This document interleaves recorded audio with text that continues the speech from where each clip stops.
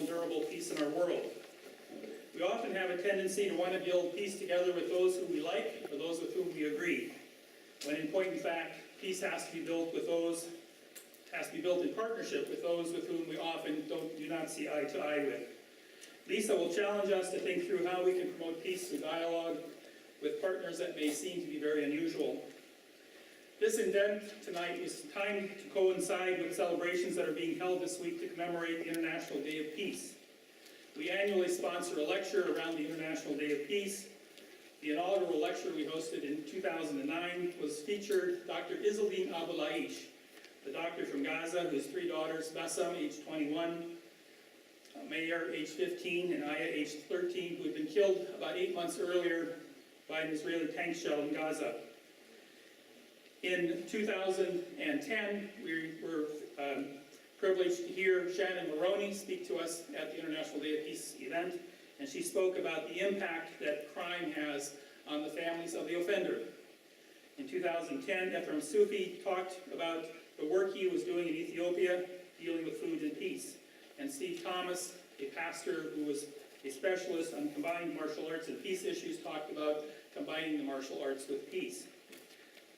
These lectures are tied to coincide also with a day dealing with grade 11 peace students, which will happen tomorrow here in this room, where about 75 students from 4 different high schools will come together for a day of conversations about how to build peace in high schools and how they can participate in that.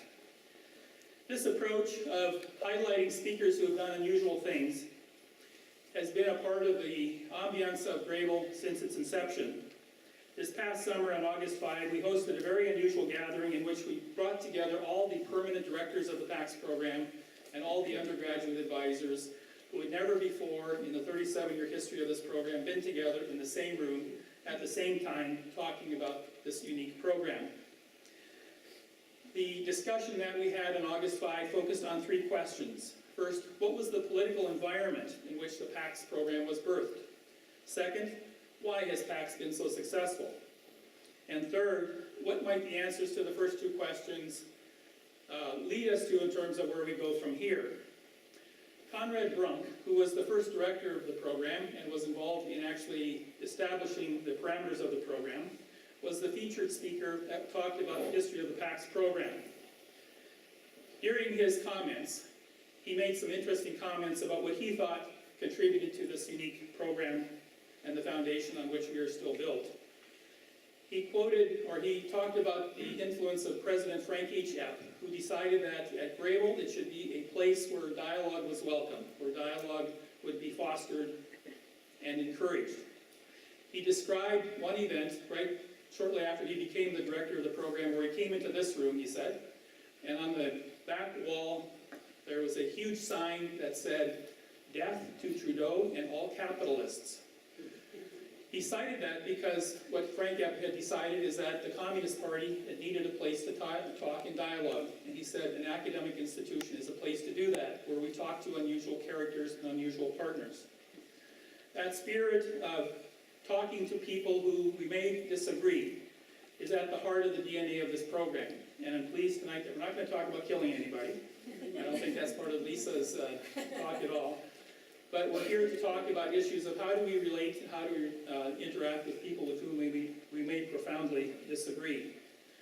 So welcome to this event. I hope it'll be an interesting and challenging evening. At this time, it's my pleasure to introduce Paul Heidebrecht. Paul Heidebrecht is the new director, the first director of the Mennonite Savings and Credit Union Center for Peace Advancement, which is located on the 4th floor. Paul spent 5 years in Ottawa as the director of the Mennonite Central Committee Canada program there, where he guided MCC's efforts to shape government policies on behalf of program partners in relief, development, and peace building. This involved building relationships with government, non-governmental organizations, and churches. Prior to his time in Ottawa, Paul completed an MA in Theological Studies at Anabaptist Mennonite Biblical Seminary and has a PhD in Theological Studies at Marquette University. Please join me in welcoming Paul.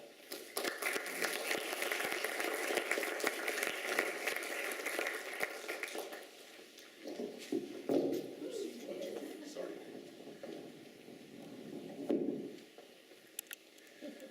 Thanks, Lowell. Thanks for your forbearance. parents, all of you, and good evening. Pleased to have the chance to share a few words with you about the Center for Peace Advancement. How many of you have already been upstairs on the 4th floor? A good number, so that's good to see. So maybe this will be a familiar story to many of you, but a new one to others. And many of you then are probably aware also then of the mission of this new endeavor here at Conrad Grebel. The Center, the MSCU, Mennonite Savings and Credit Union, Center for Peace Advancement, has a mission to advance expansive and innovative understandings and approaches to peace locally and globally by promoting collaboration among its peace partners in ways that seek wisdom, nurture faith, and serve church and society. We celebrated the grand opening of the center this past Sunday, fittingly, I think, on the International Day of Peace. And tonight, after the presentation of the 2014 Distinguished Alumni Service Award, and after our award winners lecture, you will all have the opportunity to join me and others upstairs for a reception and see the center for the first time or see it again. When you do, I hope you will notice that there's much happening in the Center for Peace Advancement already. For example, a commitment to advancing peace through the arts is powerfully evident in the Grebel Gallery that lies at the center of our new center, and currently features the premier exhibit of a series of paintings by Winnipeg artist Ray Dirks, entitled Along the Road to Freedom, Mennonite Women of Courage and Faith. You will see that the 4th floor is a home base for 2 Grebel faculty, Raina Neufeld and Derek Suderman, and for graduate students in Peace and Conflict Studies and Theological Studies. Strong connections to the academic strengths of Grebel will be crucial to the success of the Center for Peace Advancement. And we're very pleased to be hosting 2 affiliate organizations, Project Plowshares, Canada's premier ecumenical peace and advocacy organization, and the Tamarack Institute for Community Engagement, a fast-growing charity that helps people collaborate in solving complex community challenges. Both Project Plowshares and Tamarack are key partners in our center's threefold focus on research, training, and community engagement. Just one illustration of the reach that they bring to our center can be found in 2 upcoming events they're involved in, that I just highlight briefly. Project Plowshares has co-organized a national conference at the Canadian War Museum in Ottawa entitled World War I and Contemporary Policy on War and Peace, which starts tomorrow and runs through Sunday. And Tamarack, in turn, is planning a major collective impact summit for 300 community leaders that will be held in Toronto from October 6th to 8th. We're also excited to have the capacity to host new initiatives and emerging organizations, as well as visiting peace scholars and peace practitioners in the Frank and Helen F. Peace Incubator, a legacy of Frank F.'s vision that Lowell was mentioning earlier. The Incubator is really central to our vision, a unique space where new opportunities for collaboration can take root, be nurtured, and then spread far beyond Grebel. So once again, I invite you to join us upstairs at the conclusion of the formal part of our program this evening for a reception. And I also invite you to let us know what you think. Your ideas, your questions are certainly welcome as we give shape to this mission. So now it's my privilege to introduce the next person to come to the podium, Katie Cowie-Redekop, who is the chair of the Grebel Alumni Committee. She's going to come forward for the presentation of our Distinguished Alumni Service Award. Katie is a 2011 graduate from the University of Waterloo, and she majored while she was here in Peace and Conflict Studies. She recently completed a diploma on Assaulted Women's and Children's Counselor Advocate program, and lives in Kitchener with her husband, who is also a Grebel alum. So welcome, Katie. Thank you.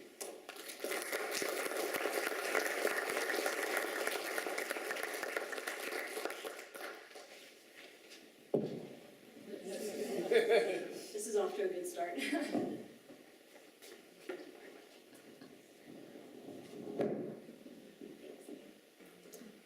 Thank you very much. Good evening. It is extremely important to recognize and celebrate the work of PACS graduates. Peace and justice work isn't honored by many sections of society, Peacemakers don't have their pictures on the front of Maclean's for record earnings or for being a CEO of a Fortune 500 company. However, what could be more important than building peace in the world? It is essential to publicly acknowledge individuals who embody what we value and hold to be important, which is why it is an honor, as the chair of the Alumni Committee of Conrad Grebel University College, to announce the selection of Lisa Schirch as the 2014 recipient of the Distinguished Alumni Service Award.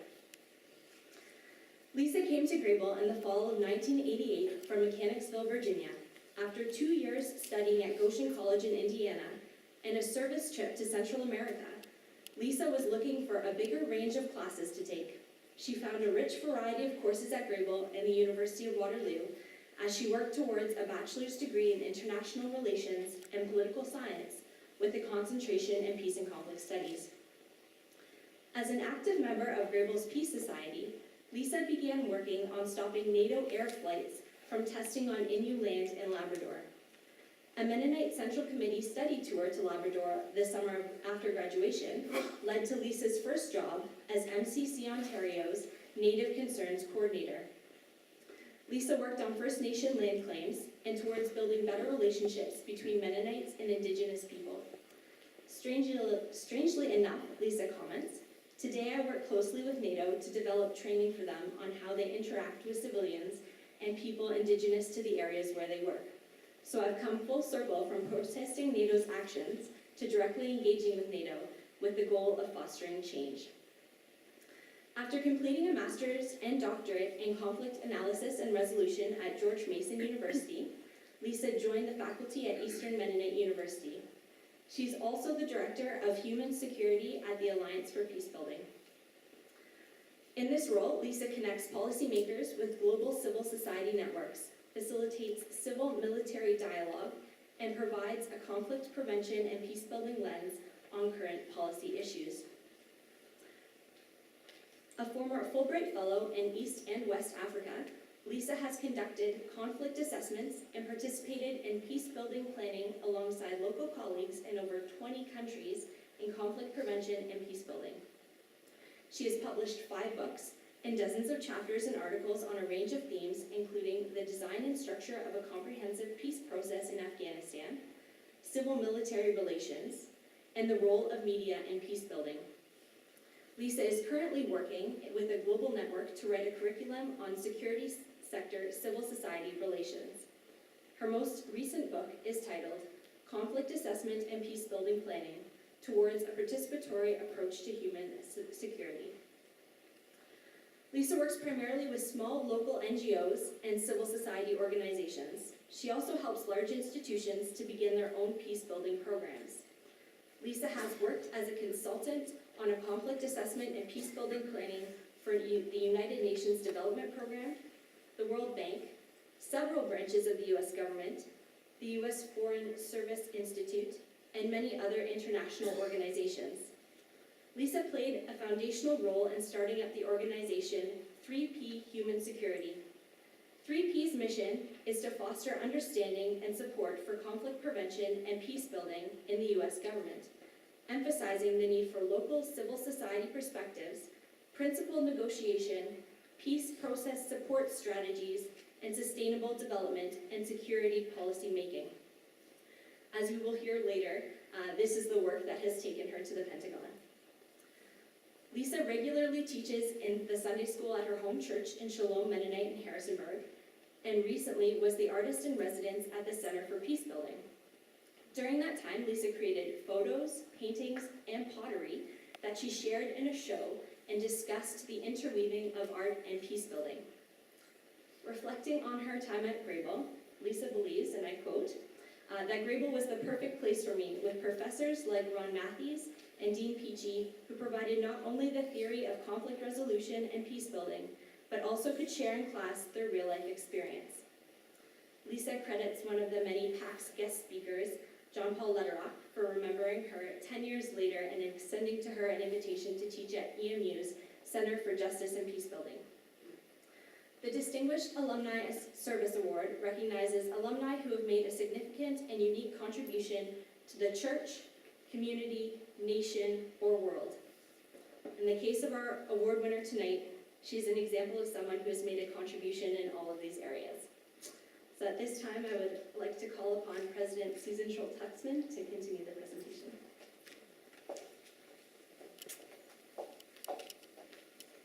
We're not quite done yet with the accolades, Lisa.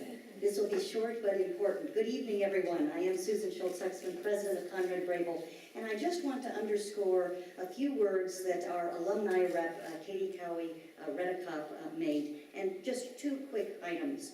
The Grebel Distinguished Alumni Award does recognize alumni who have made a significant contribution, and a significant contribution in a variety of different ways across society, and you, Dr. Schirch, have done that. Your PAC's pedigree is superlative, your expertise, your scholarship, your practical work in many countries around the world. Indeed, Lisa, your professional work is a superior career trajectory, and you are recognized and well-respected expert in peace building, both in academic departments and in government and defense departments. So that's the first point. The second is that the Grebel Distinguished Alumni Award is also a service award.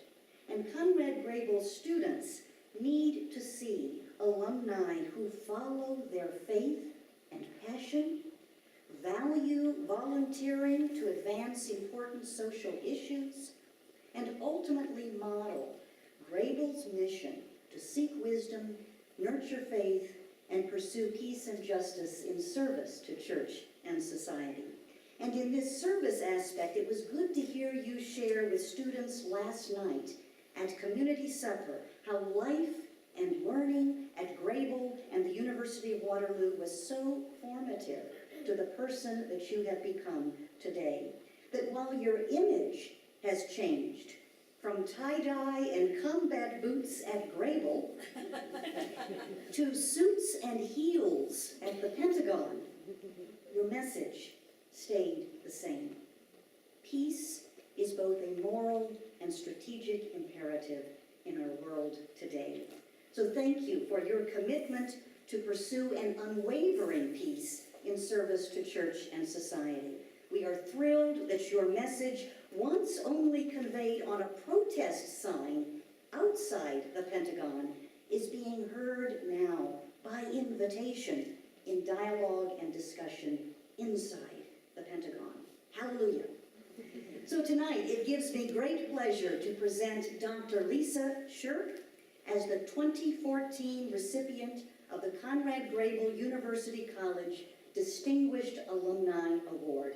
Lisa, I invite you to come up and accept the award at this time.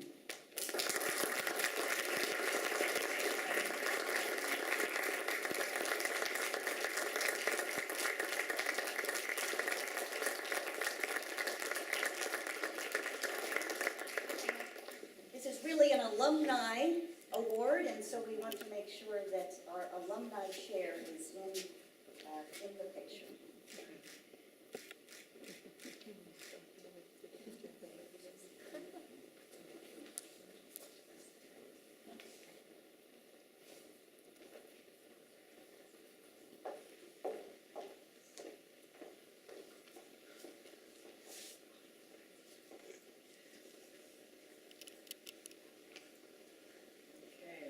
Thank you, everyone. Thank you, Conrad Grebel, and all of my professors and colleagues who helped shape me so much. When I graduated I came to Grebel 24 years ago, and at that point, I never would have imagined that every week I'd be on a different U.S. military base, or talking to NATO, or be doing the work that I'm doing today. So it's been quite a journey, and tonight I will share some of the some of the obstacles to working with the U.S. military to bring about change, but also the great opportunity that we're facing right now. So I'm going to start by telling you a little background. I realize this microphone's going to have to switch this over. So I've been teaching and working at Eastern Mennonite University's master's program, which is similar to the CPA program here in that it has a lot of different programs as well as an MA and an undergraduate degree. And many of our students are from all over the world. This was my that I taught last May.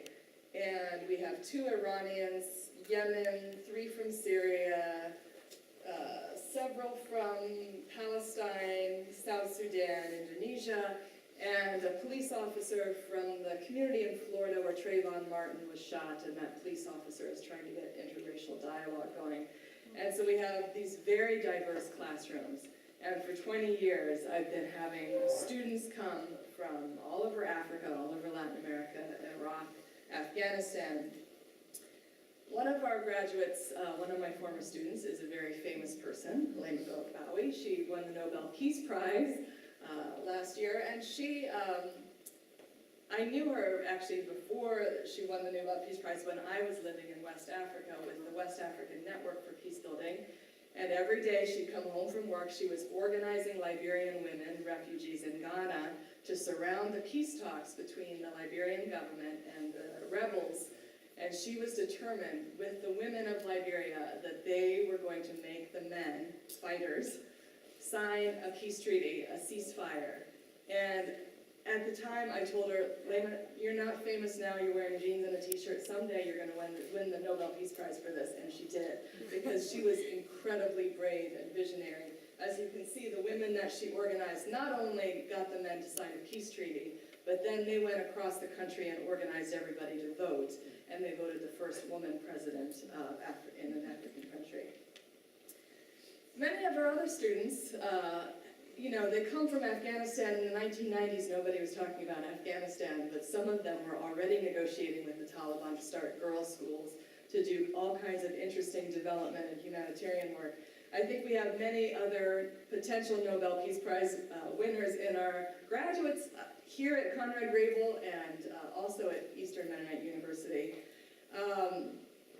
In Iraq, I went to work with several of our graduates in 2005. This is actually in northern Iraq, in Kurdistan, right outside of Erbil in the mountains, actually where the U.S. is bombing ISIS as we speak. So these mountains used to be peaceful. When I was there, Kurdistan was still more peaceful than the southern part of Iraq. And my colleagues were like, Lisa, it's great as an American, you came here, you're teaching conflict resolution, but what are you doing about teaching the U.S. military about different ways of thinking? And they even said this metaphor that I use to this day: security doesn't land in a helicopter, security grows from the ground up.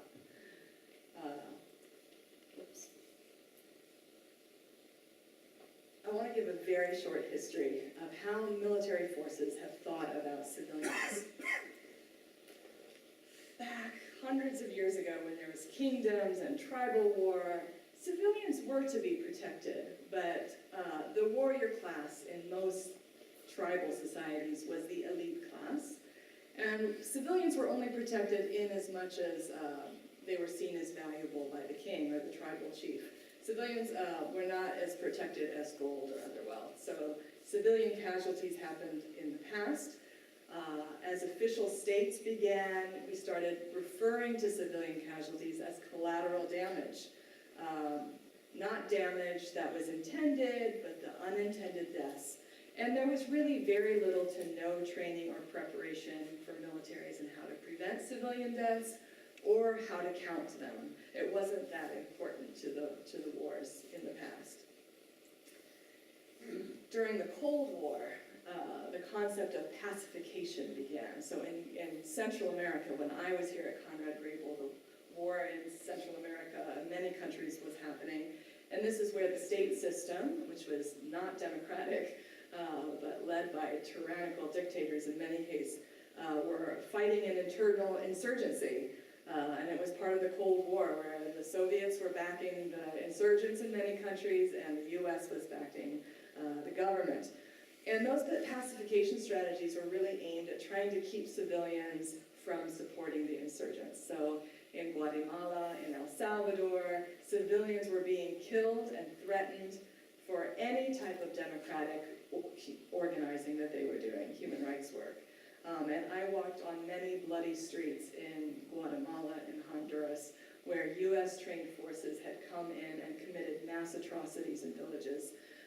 So this is part of my background. I know that this hasn't always been important for the U.S. military to train how to think about civilians.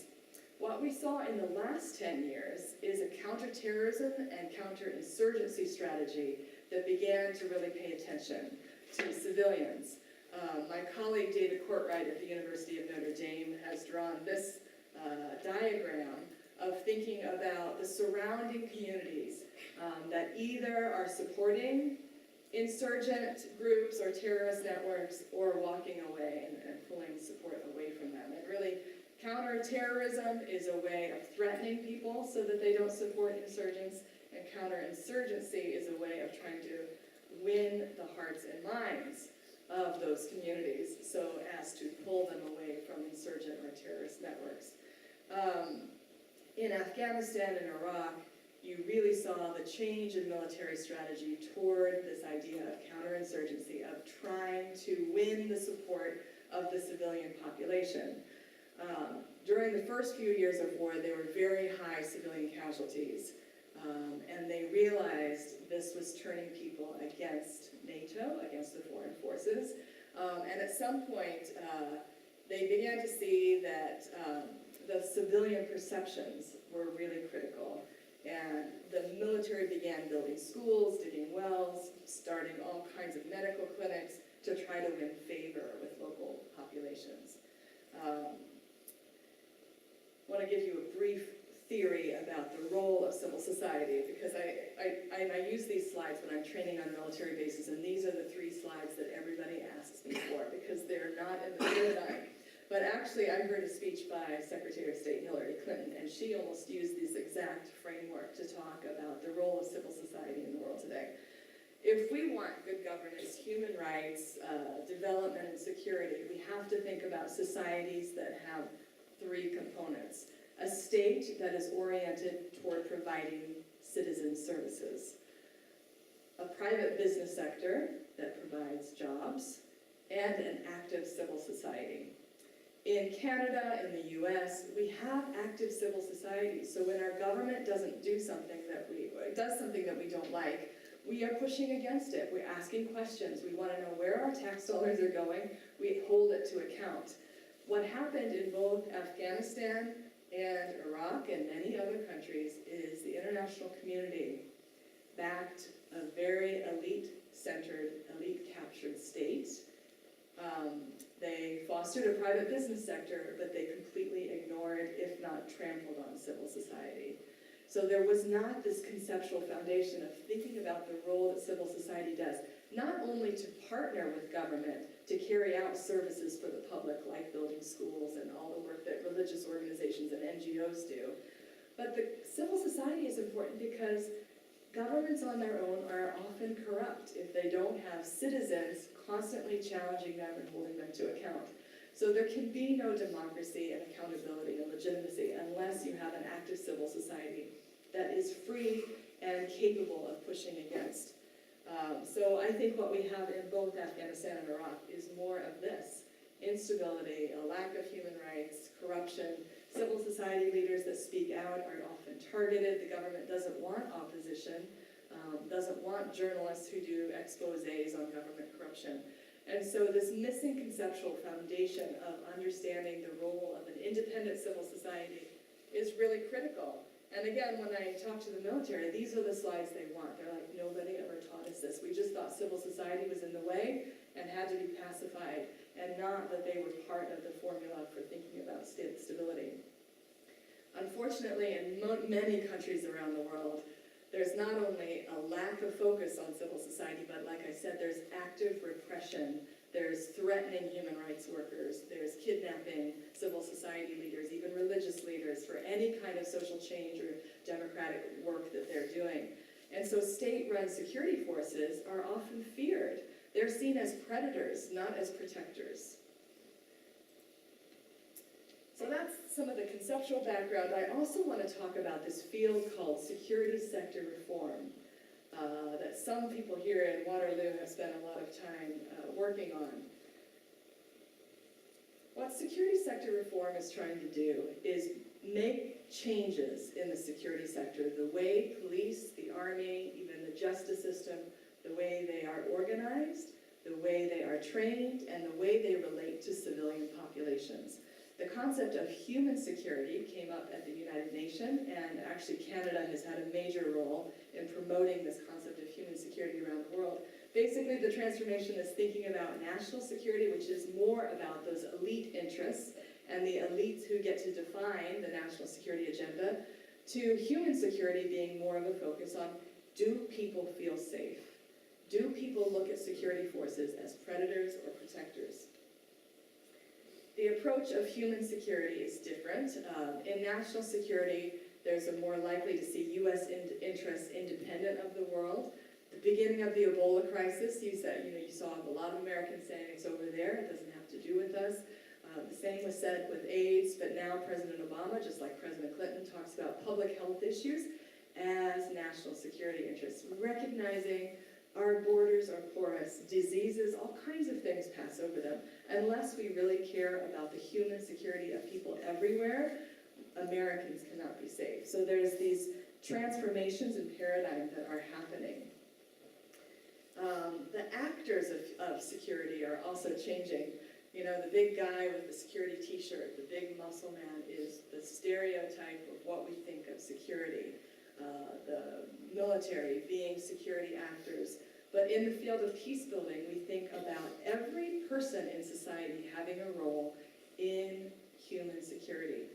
So it includes unarmed actors like government, business, academic, religious, media, all working for peace. And some of those Liberian women who organized to change their government. This is the class of Afghans that I taught at Kabul University. All of them are heading peace-building NGOs in Afghanistan.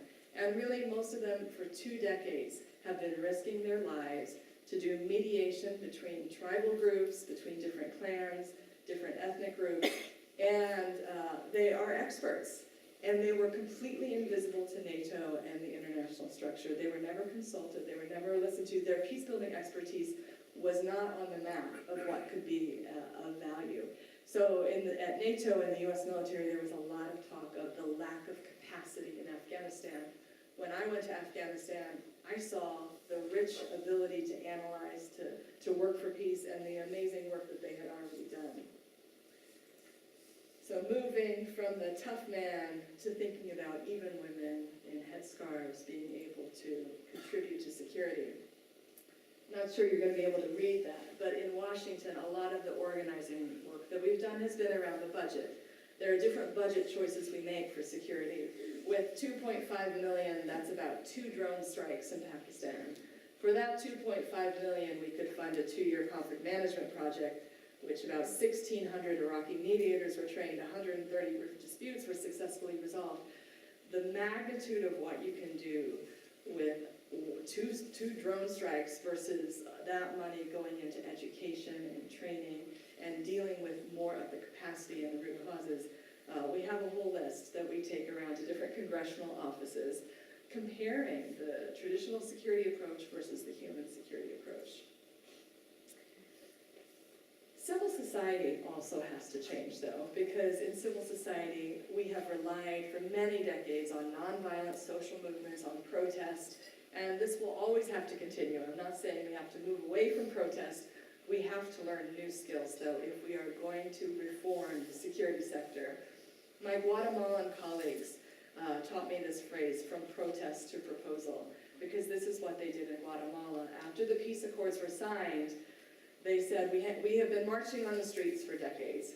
Now we need to go into the boardroom with our lawyers and human rights activists and colleagues from around the world and help this new government design a security sector set of constitutional programs and principles that will reflect human security and make sure that the architecture of our country is set up for human security.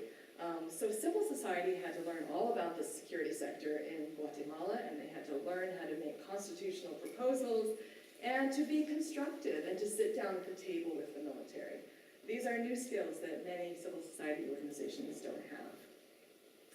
And the transformation from security forces viewing, or civilians viewing security forces as predators, as we saw on our TV sets in Ferguson, with the police in a community shooting down protesters and using a great deal of armed force to put down a civil society protest needs to be replaced by what we have here in this other photo, a Jordanian woman in the military in Jordan who is protecting and walking with a group of women.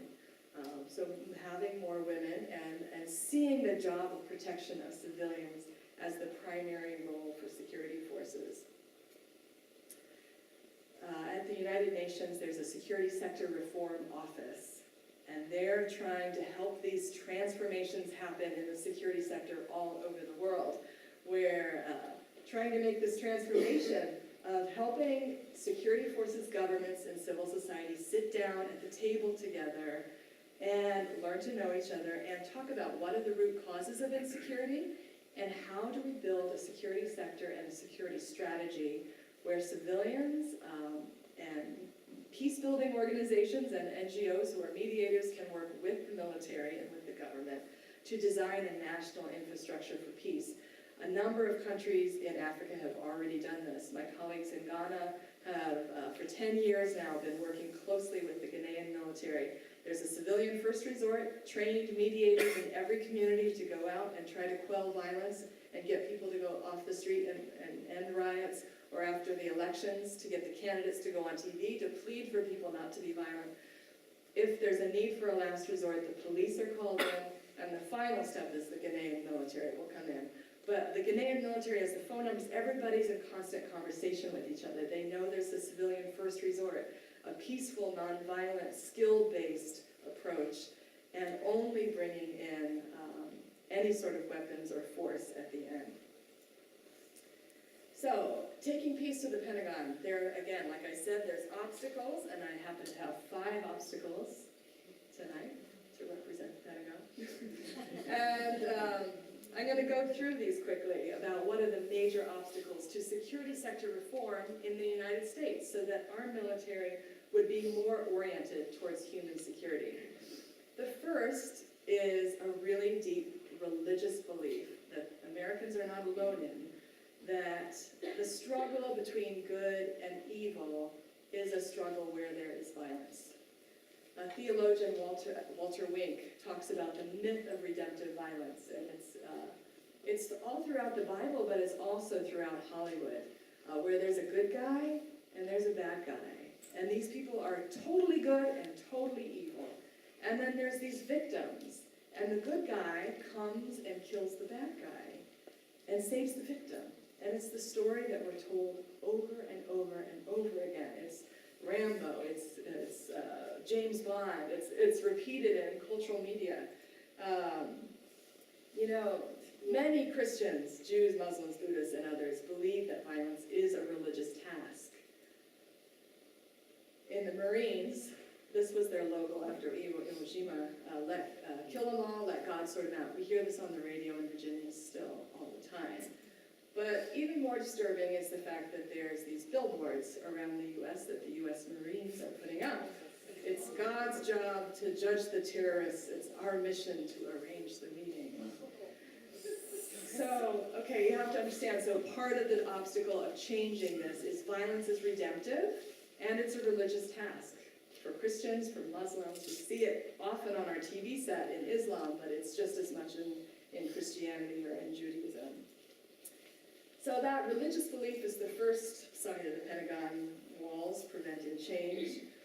Like I said, Hollywood very much takes up that myth of redemptive violence, and the cooperation between the Pentagon and Hollywood in terms of TV shows and movies, it's been a major issue with the issue of torture, because Hollywood continues to show TV shows and movies that show torture is effective in getting intelligence to save people. They've drilled that into the American public that torture works for our security. When the Congress has testimony, the CIA has documentation, it has not produced actionable intelligence. It has not saved Americans. Torture doesn't work. But sort of the facts are overshadowed by Hollywood's feeding us a different set of information. The next one is something that people don't often think about, and it's not just in the US, but it's always been part of the U.S. military that they make men. That if you have any question about your sexual orientation or your identity as a man, this is the place where you can become a man. Arms manufacturers know this, so if you want to get your man card, you can buy whatever kind of weapon that is. Media analysts, communications researchers study this intently on the creation of masculinity in youth. Tough guys, it's how boys are taught to not cry, to be tough, to be aggressive. In many cultures around the world, in order to prove that you are a man, you have to be violent and masculine. And often women are playing into this whole myth by wanting men who are violent. In Kenya, the mothers would tell their sons, you have to go out and kill in order to become a man. So they were pushing them off into violence. And then all throughout our media, again, it's all these men of different ethnic backgrounds holding a gun, showing us what a hyper-masculine image looks like.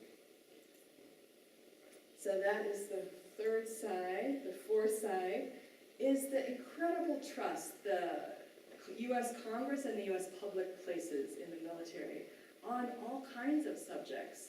I started out really trying to influence Congress, and then I decided Congress only listens to the military. They don't listen to NGOs talk about how to get security. I'm going to be more effective if I work with the Pentagon than I try to convince Congress. So now when I go to the Hill, I go with a military officer who's willing to say, and does say, the same things that I say, because Congress will listen to that colonel or general who's arguing for peace building and human security far more than they will listen to me. At all these congressional hearings, it's all these men in suit and military uniforms. Here, they're convincing Congress that the military should be able to handle its own sexual assaults. Sexual assaults are a human security issue. If the women in the military are being attacked, this is a problem. They're not safe in their own barracks and their own jobs. And that Congress was able to negotiate with Congress its freedom and it's not going to have oversight. Really showed the power and prestige that the military has with Congress. Congress, the civilians are supposed to oversee the military, but in the U.S. it often goes the other way. The military is telling Congress how to do things. And then of course there's this mega complex problem that there's a lot of people making a lot of money on the military and an industrial complex that in every single U.S. district there's a piece of some weapon or some bomb or some military hardware that is being made. And so those members of Congress get elected by people who are working in those factories. And so it's a very tight political economic system where in order to be elected, you have to be friendly with the arms manufacturers who are then, of course, often retired generals and people in the military. So there's this cycle of continually funding a very aggressive foreign policy that's not about human security, and it's about using weapons. So those are the 5 challenges. There's also 5 responses and 5 signs that I think are opportunities. The idea of democracy has gotten a lot of play in the U.S., and I think people are starting to be more critical about it. The people impacted by a policy really should have input into that policy, especially if the main purpose of military action is intended to democratize the region. So again, when I started out, I wasn't working with the Pentagon, I was working with Congress, and I was bringing Iraqis and Afghan peace-building experts to Congress to say, here's what an Iraqi expert thinks is driving the conflict and what they think should happen in Iraq. What was fascinating is for almost every congressional office, they had never met a real Iraqi or a real Afghan or even a real Muslim before. They were like, where did you meet them? We talk about Iraq and Afghanistan all the time, but we've never actually met somebody from these countries. And the fact that they sit in Washington, mostly all these white men, talking about democracy in Afghanistan and Iraq, and having never listened to the voices, they realize in their own cognitive dissonance, there's something wrong with that. The message isn't quite getting through. after a few years of feeling like that was not making the kind of progress I wanted it to make, I started doing these civil military dialogues. And just up the road from Eastern Mennonite University, we have the U.S. Army War College. And so I started going up there and just listening in to their conferences. Colonel John Agolia in this photo was the director there, and he made a trip, and many other staff, military staff, have now come down to EMU to have dialogue with some of our students. Here's a student from Afghanistan and Pakistan. And we would sit in a circle and just listen to each other's perceptions. Again, the military is completely surprised by what they hear. They have rarely met somebody directly who is working for peace in these countries. We've also then started training and educating civil society. How can you know more about the language, the terminology, the interests of the security sector so you can bridge your language and reach out and be more empowered so that you're not just protesting outside of buildings, but you can go inside and have a dialogue. The U.S. financial crisis and all the budget choices is really a window of opportunity because there were more and more military personnel looking at the federal deficit as a major security problem and looking at the trade-offs that we make. And so we had a lot of military generals, colonels saying to Congress, you have to fund the civilian agencies. There's not a military solution to these problems. And unless you're funding the State Department to have more diplomatic initiatives, you're wasting U.S. taxpayer money. So when Congress hears that from somebody in the military, they are more likely to listen. The last real window of opportunity here is the humility that is in the U.S. military following the last 10 years in Iraq and Afghanistan. They wrote this report, A Decade of War, Enduring Lessons, from the past decade of operations. That's actually, it has its problems, but it's a very good document where it says, we have to change. After 9/11, the world is not the same as it used to be. We're not organized, we're not training people the right way. This document says, using deadly force can backfire. Protection of civilians is key to military success. So there has been a real shift in military thinking that civilian casualties are a problem. They don't call them collateral damage anymore. That's old school. You call it what it is, a civilian casualty, and you're constantly training people to minimize them. They also recognized in this report that they didn't understand. They didn't know Sunnis and Shias, what was happening in Iraq. They needed much more information so that they wouldn't be so overconfident that they understood what was happening. And they need more understanding of local perceptions, negative implications of those actions. They also saw that the problems in Iraq and Afghanistan as elsewhere are complex. And again, General Petraeus kept saying, there's not a military solution. Just many military leaders were saying this to Congress. There's only a political, economic, long-term solution to these problems, and we have to be investing in those and not continually thinking that our bombs are going to solve problems. It's dismaying now to listen to the news of the bombing of ISIS. We're not going to go too much there. I want to loop back because what other countries call security sector reform, which is helping militaries in other countries switch to a human security paradigm and train and prepare to protect civilians, the Americans are still a little confused about how to do that. And they're calling it security force assistance, and some of the principles are the same, but a lot of it is about training the Iraqi military and Afghan military, the different armies and police forces around the world, and they give them a lot of big weapons, and they teach them how to target, and they don't do very much training in human rights, in democratic oversight, and all the things that are really necessary in order for a security sector to be responsible to civilian populations. And so actually it's my military colleagues who call this program putting lipstick on a pig. Because by giving people who are already not respectful of civilians bigger guns is not making those civilians any more safe. So there's a big challenge here at the end still with the U.S. military. Let me briefly talk about some of the places where I've worked. I'm not going to show you pictures of the Pentagon because I'm not allowed to take photographs there. But on the other military bases that I've been working on in the U.S., you can take photos. I started actually, the first military base was the Army War College, which is just north of Eastern Mennonite University. But then in 2005 or 2006, I met this woman who's standing in the center. She and I were at the same conference, and she taught conflict resolution at West Point Military Academy, which is the top military academy. And she had kids, about my kids' age, and we became friends. And she invited me to come to West Point, where she had just created a course called Winning the Peace. And she was also teaching a negotiation course. And I've been going back now every year to West Point and teaching in this course. And I can tell you, the next generation of the top military leaders are mostly Democrats, which is interesting because most of the rest of the military are Republicans. But they're very open and insightful about cultures, and they're learning languages, and they're learning all about the psychological dynamics. There's a lot of things they're not learning yet, but their education has really shifted in the last 10 years.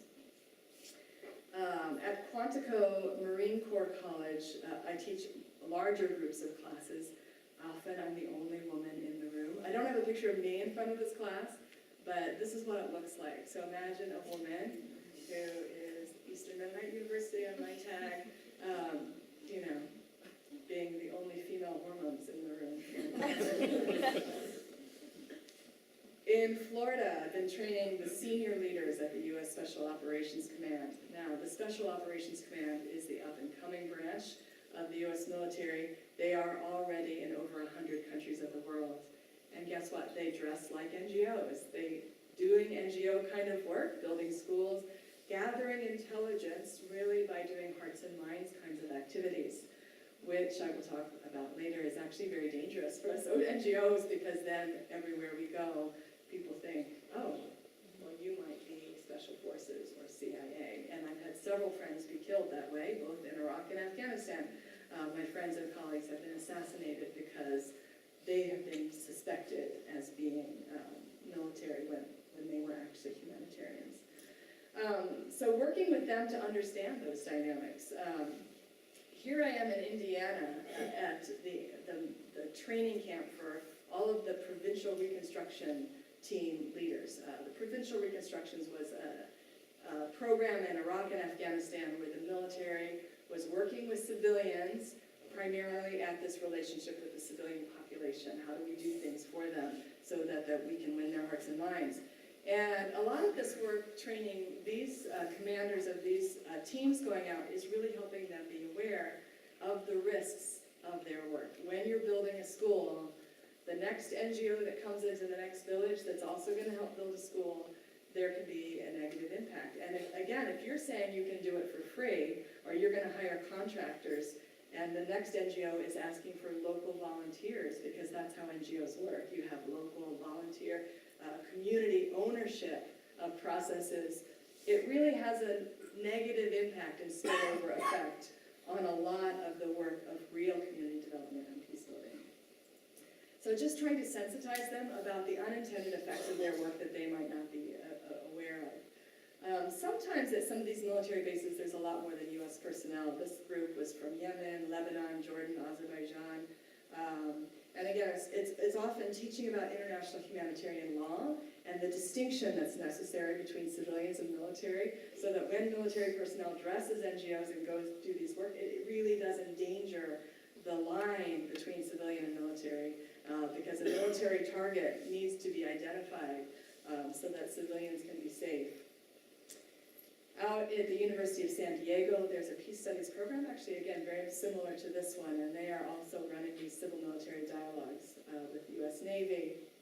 Over in Afghanistan, the same Colonel Agolia that was at the U.S. Army War College was then the director of the Counterinsurgency Academy, and almost every trip I went out to the Counterinsurgency Academy and was training and seeing how they were training and switching their training over to help the people recognize all the potential damage they were doing and trying to minimize the impact. I want to end talking about the work that I'm doing, because most of my work has been in the U.S., going around to these different military bases, training on a variety of different themes that I've been talking about.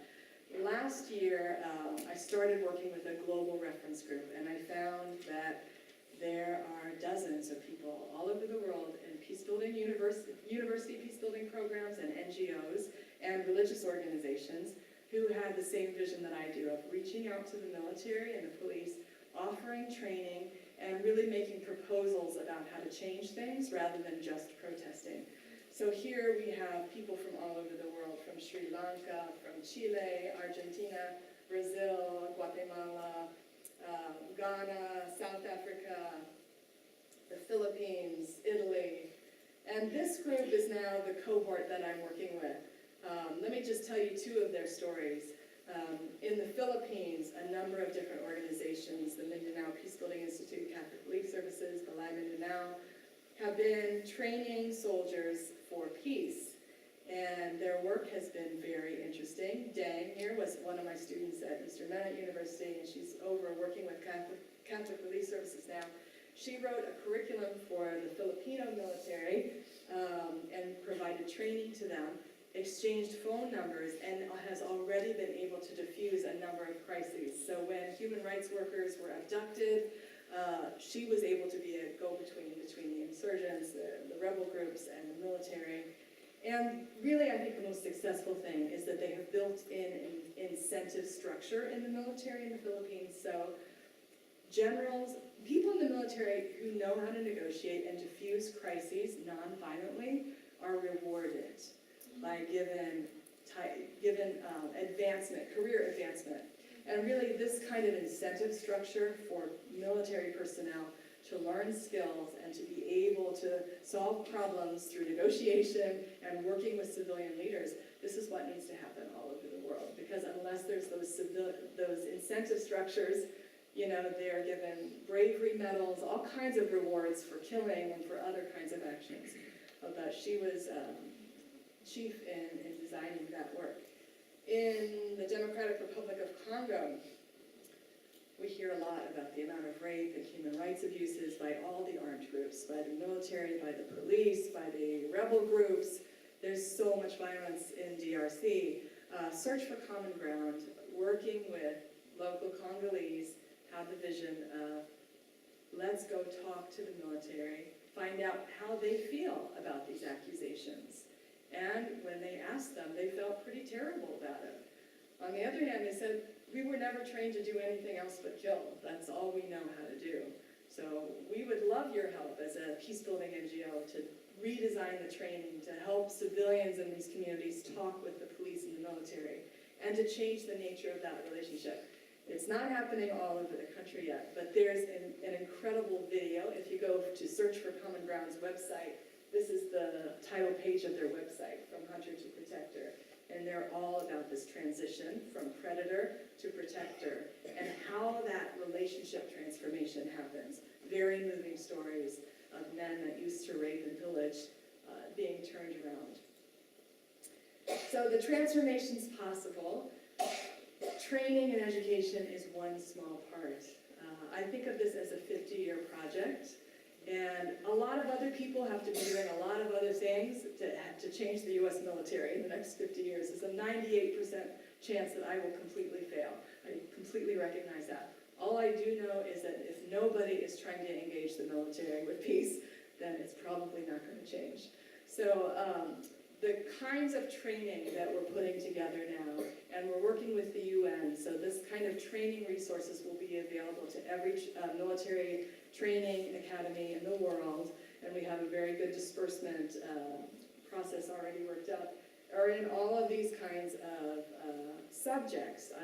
Most of the time I brought in just understanding NGOs and civil society, like I showed you those slides. People just don't even know that there are civilians out there who are peace-building experts and are working at this field. So just that awareness that we're there, try not to be in our way, try not to undermine the work that we're doing, and sometimes maybe there's something that we can do together. In Afghanistan, some of the peace-building NGOs were working very closely with NATO in demobilization and reintegration of insurgents in very creative processes that had more to do with grievance resolution and really looking at why insurgents were fighting rather than just paying them off, which was the main NATO model of just buying people's weapons and hoping they don't rejoin. So trying to get at those root causes through peace-building processes, grievance resolution. we have a website that you can go to if you want to know more about the curriculum, but this is basically what we're working on. We have about 45 cases from my reference group, 45 case studies around the world of civil society organizations reaching out to the police and military and doing some kind of interesting dialogue or training work. And we're posing it sort of as a very different model of security sector reform that's not top-down, it's not governments telling you to reform, it's local people reaching out to their local security forces and saying, we want to work with you to change this whole dynamic and to change things.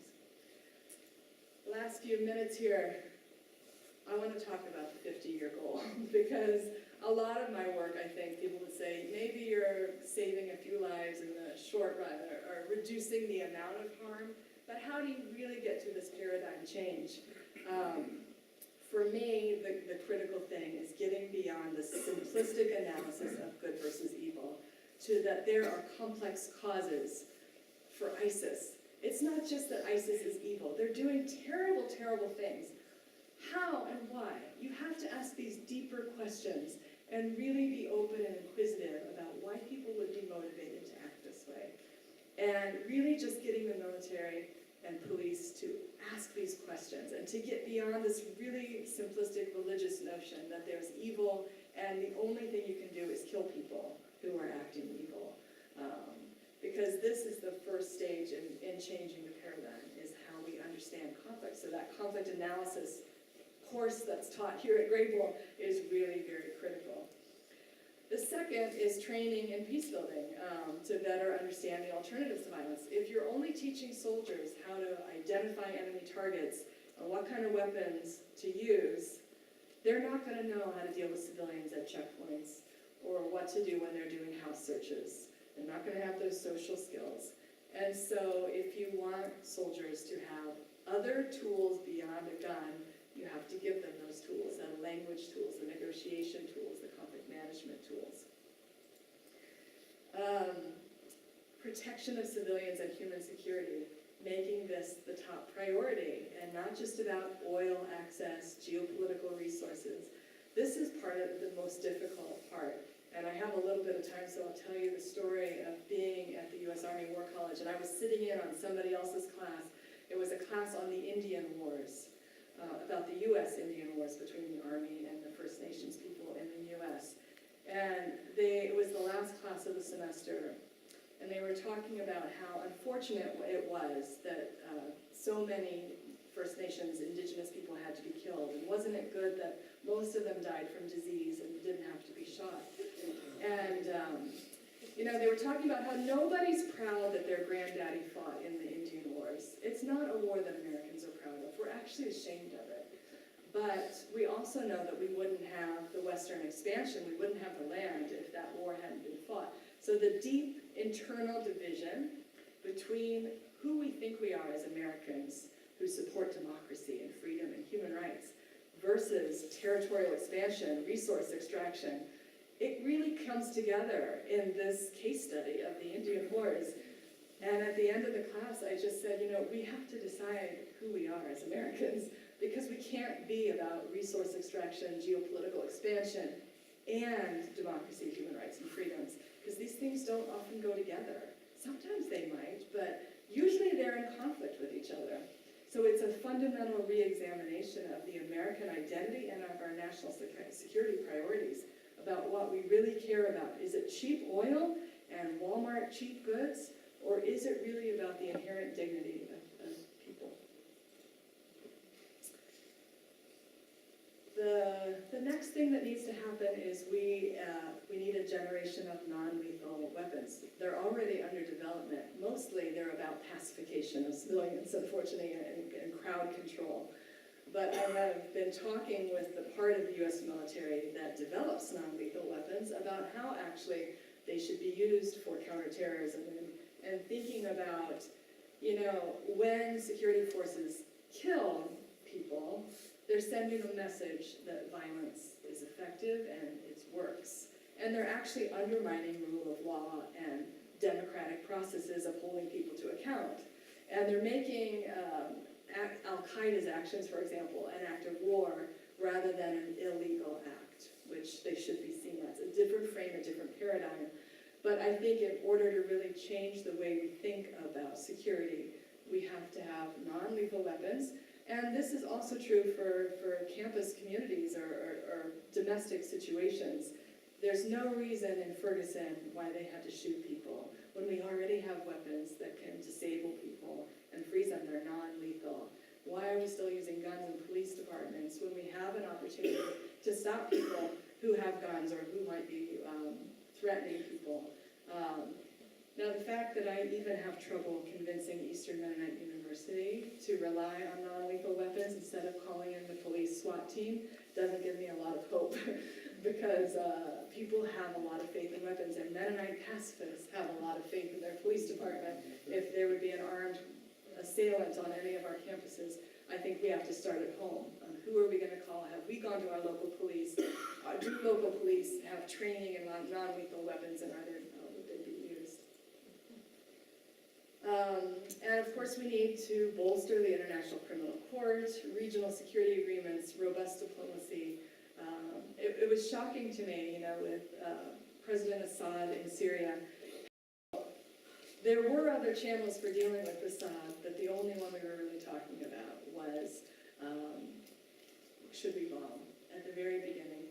We did try diplomacy, but I would say it was very weak diplomacy because we weren't going to the source of Assad's power, which is Russia and Iran and some other countries, to really where the diplomacy might have been more effective. So I think we end up having hard security being our first resort, international law, diplomacy being our second, third, or fourth resort, and we're not investing in it, and we're not really trusting in it. So the last slide here of the evening is, what I said earlier about every country needs an infrastructure for peace, where there is a civilian first resort, and the military, the hard security is the last resort. But this requires changing a lot of mindsets. It requires changing budgets. Ghana is a great example of its National Peace Council, which has religious leaders, NGOs, universities, the military, the police, and the parliament, all working together to try to figure out how do we all work for human security in Ghana, and how do we see security as a task for everybody and not just a task for the military. So with that, I will end, and we have time for questions and some conversation.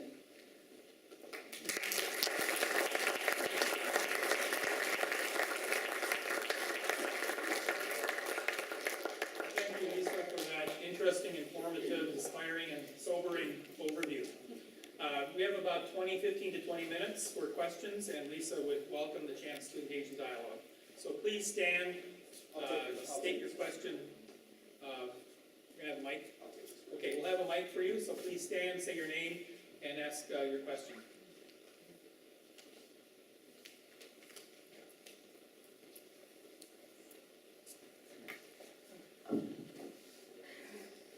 Hi, I have a background also in political science. I graduated here in the 90s and international relations at University of Laval. It's nice that you're on that path way ahead, that you've developed all these wonderful initiatives and programs in the world and putting into practice.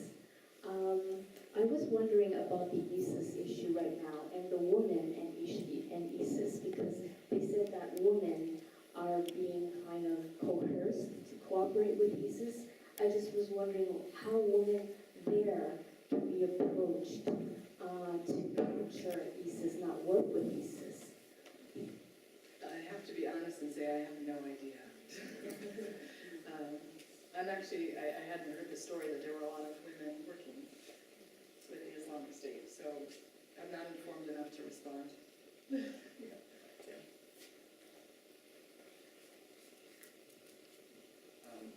Hello, my name is Tim Souza, and I'm an undergraduate student here at the University of Waterloo and studying Peace and Conflict Studies here at Grebel.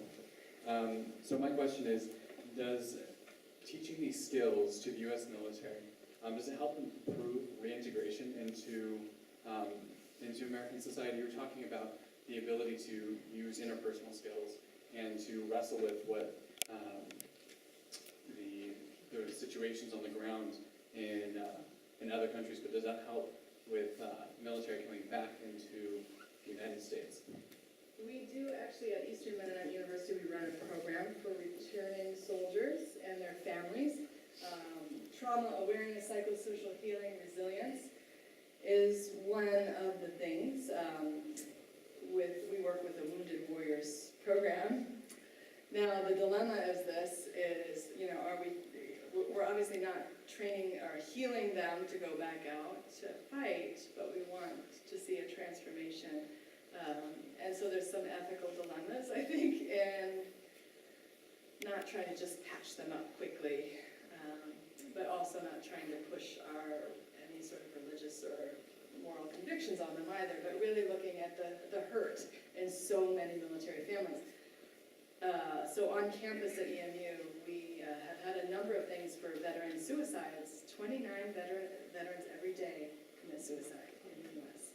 The amount of moral injury, moral crisis, and having talked with some of the returning veterans from Iraq, the real crisis of meaning of what were we there for, what were we doing, and why was I asked to do such terrible things, is completely heartbreaking. So we're trying to figure out a way of working with the military in that where we also feel like we have some integrity, that we're healing communities and helping that reintegration, but not necessarily preparing them to go back out.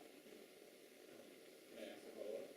So in regards to then training the military, training soldiers or their commanding officers to engage in communities in this way, do you think it could help repair that damage before it begins, I guess? Is that a conversation that's been had? That's interesting. I have not really thought that through, but yeah, I mean, the whole idea is, do we need to ask soldiers to do house searches in the way that they have done them?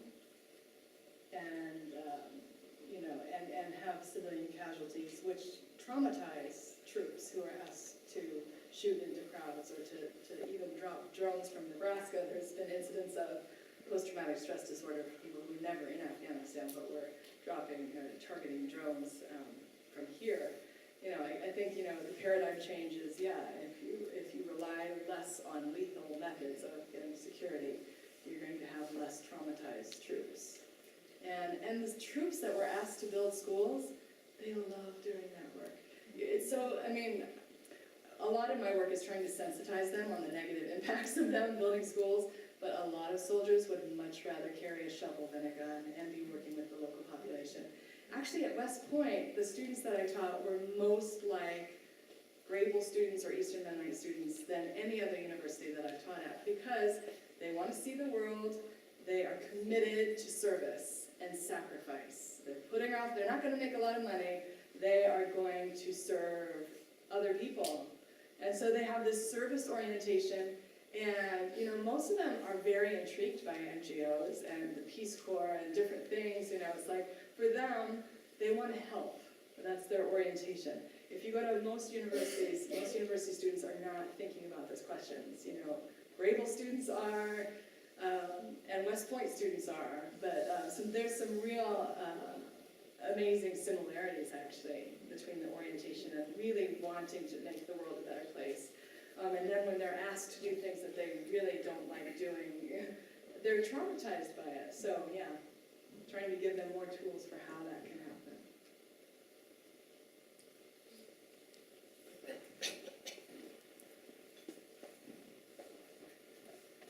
Hi, Stephen Rees-Rumpel. I'll be the first one to ask a question about the civil society equations that you had up there, because I thought they were really interesting. And one of the interesting pieces that I was wondering if you could speak to is the importance of private business. I was really interested to see that was there. And then a few slides later, we've got the military-industrial complex, which really runs around money. At the end of the day, there's, the graph that was up there with 50% of the U.S. discretionary budget being spent on the military is, it's unbelievable. And so how do you reconcile that money being the problem, but also part of the solution? Where's the balance there, I guess? Yeah, that's a really good question. because corporations do wonderful things in the world and they do terrible things. And a lot of people are profiting off the wars in Afghanistan. I would love to see the U.S. go back into Iraq and Halliburton and Blackwater, which is now something called something else. Yeah, there's a lot of people who profit, and so what I love to hear is people in the military being really angry with that. So I hear a lot of people in the military talking about the military-industrial complex and how angry they are that actually corporations are deciding our security policy and not the military, because it's not in their interest if you're a troop to go to Afghanistan without proper body armor, but these huge, weapons that, because the body armor, people don't make a lot of profit off of that. So they didn't have proper protection themselves, but we had these really expensive weapons. So the troops recognize there's something wrong with this, the economic incentive toward war.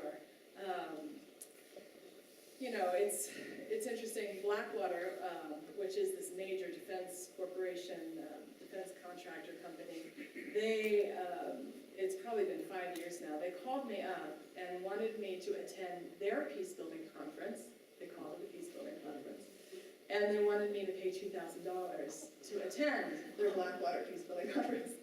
And I looked at their lineup of speakers, all military generals who, as far as I know, had no training in peace building, which is something I talked about at lunch today. Peace building is an industry now, and everybody knows it's effective to some degree, and so the big defense companies are getting in on it.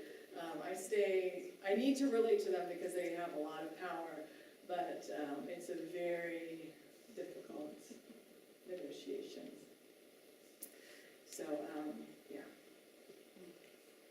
Dilemmas. I'm Steve Jones, I'm non-member working with Conrad Grebel. Okay, great. In the U.S. especially these days, anything that is connected with education is also connected with testing.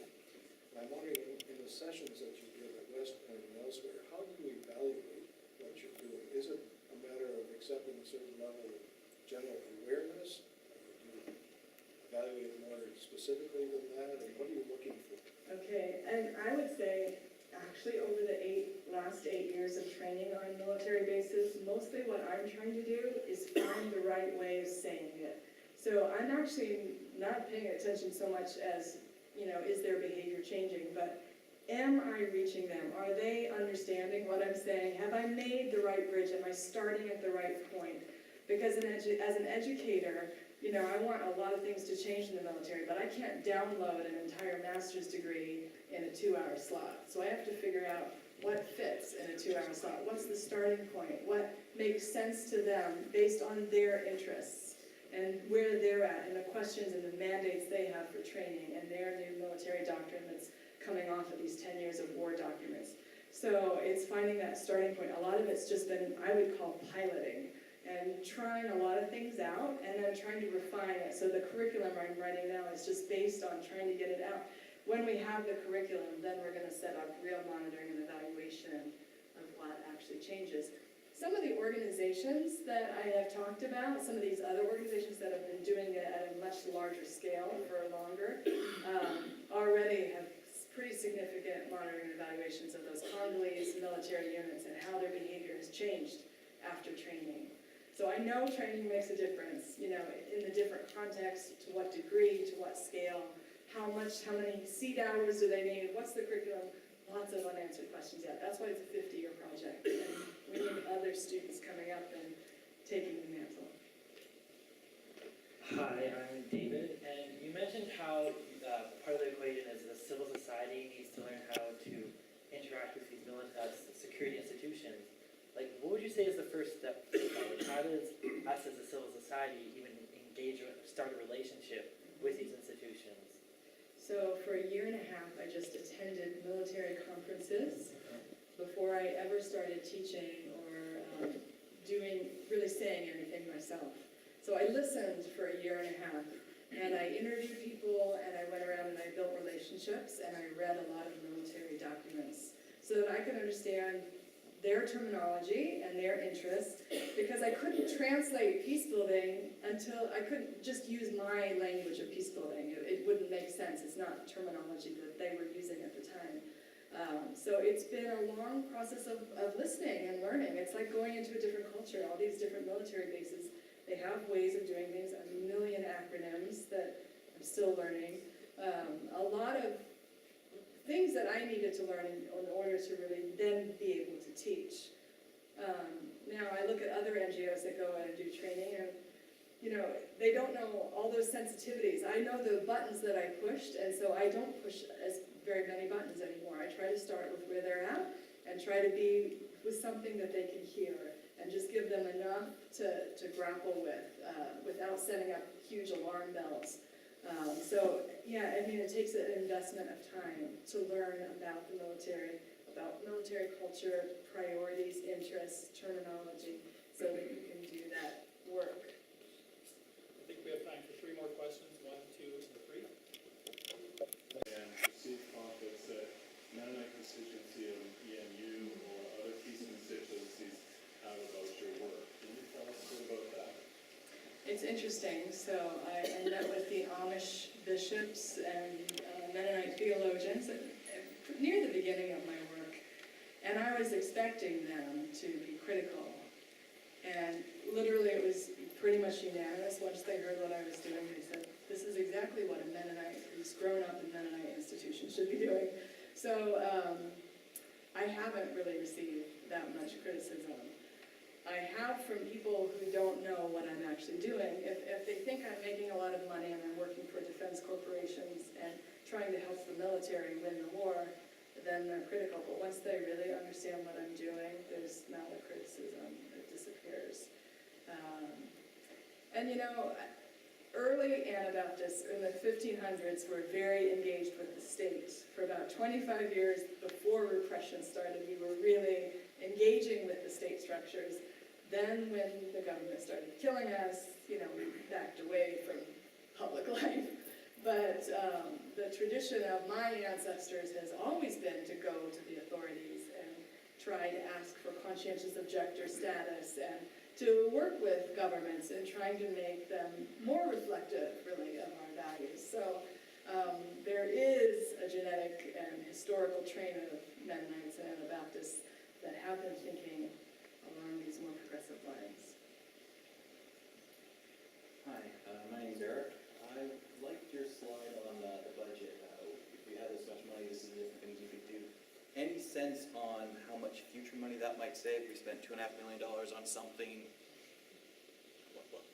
What is the savings of that?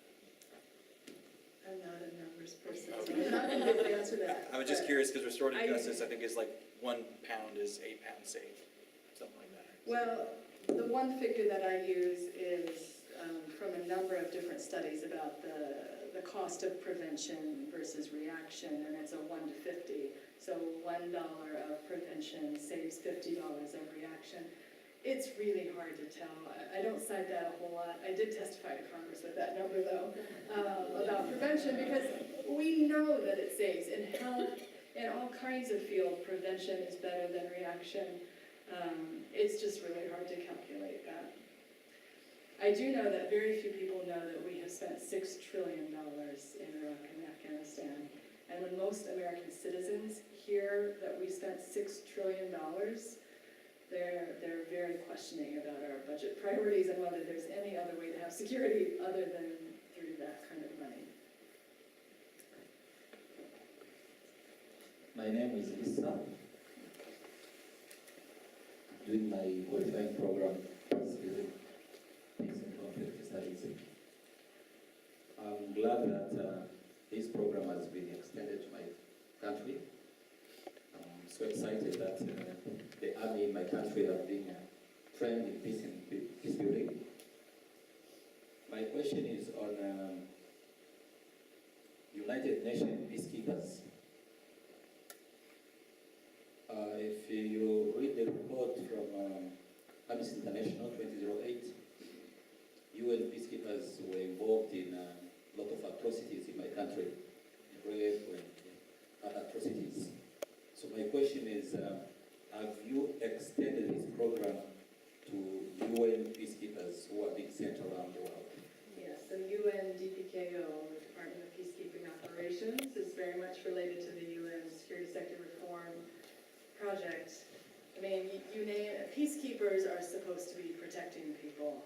But it gets to this problem, when anybody has a gun, there's gonna be abuses. I mean, it's a fact of history that peacekeepers have committed terrible atrocities, even though their mandate and their mission and their training is different. So I think this is what, sends the larger message of any time you have weapons involved, unfortunately, there will be people who use those weapons to do things that they should not be doing. And do they need more training? Absolutely. UN peacekeepers actually have fairly good training. Compared to all the other military forces I work with, they have a lot more preparation for working with civilian populations, for how to avoid some of the negative consequences that are happening. So we need more peacekeepers, but I would say we need peacekeepers with non-lethal weapons who have many more skills other than just the weapon to think about how to interact with people.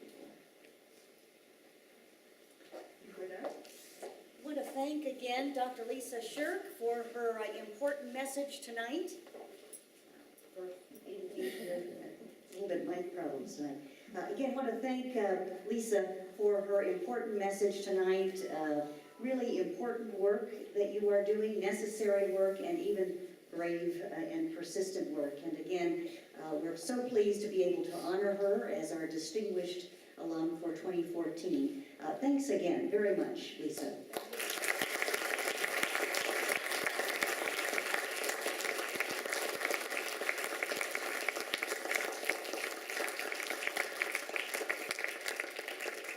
And as Dr. Paul Heidebrecht mentioned earlier this evening, we now have a reception for you where you can meet and speak with Lisa and others like John Siebert, Project Plowshares, up in the 4th floor, the MSCU Center for Peace Advancement. We have individuals that can direct you that way if you have not been there. We have elevator service. So again, some food and drink and discussion and our newest stream of peace. We also have some Grebel gear, don't we, for Lisa? Yeah, we like to give away Grebel swag, as we call it, to students, to faculty, and certainly to our distinguished alums. One of the things Lisa mentioned to us yesterday was she enjoyed coming back for our 50th anniversary, and she loved the fact that our theme was peace, love, and harmony. So you get these shirts and other aspects of Grebel gear. So again, thanks again, Lisa, and join us up on the 4th floor.